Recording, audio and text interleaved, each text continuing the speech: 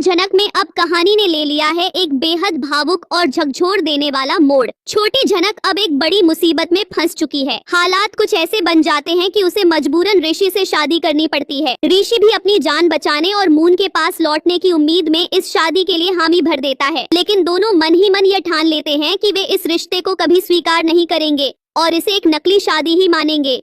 मगर उनकी सोच से परे यह शादी अब एक सच्चाई बन चुकी है। जब छोटी जनक ऋषि को गांव से बाहर निकलने में मदद करती है, तब गांव वाले गुस्से से आगा बबूला हो जाते हैं। वे न सिर्फ ऋषि को बल्कि जनक को भी गांव से धक्के मारकर बाहर निकाल देते हैं और जनक से साफ कह देते हैं, अब तुम इस गांव में और इस घर में कभी लौटकर मत आना। इस अपमान और बेबसी के साथ कहानी अब लेती है एक और बड़ा मोड़। छोटी जनक अब ऋषि के साथ शहर आती है, मगर एक पत्नी बनकर नहीं बल्कि एक नौकरानी बनकर, क्योंकि ऋषि जानता है कि उसके घर वाले गांव से आई लड़की को ऐसे स्वीकार नहीं करेंगे। इसलिए ऋषि छोटी जनक को अपने घर में एक नौकरानी बनाकर लेकर आता है, जिससे कोई सवाल न पूछे। छोटी जनक भी इस अपमान को चुपचाप सह लेती है, क्योंकि उसके पास अब और कोई रास्ता नहीं बचा होता। लेकिन कहानी यही नहीं रुक, कहीं ये सब इतिहास दोहराने की तैयारी तो नहीं, क्योंकि ठीक ऐसे ही कभी जनक नूतन जब पहली बार कोलकाता आई थी तो अनिरुद्ध के घर में एक नौकरानी बनकर ही दाखिल हुई थी। तो क्या अब उसकी बेटी की किस्मत भी उसी जैसे मोड़ लेने वाली है?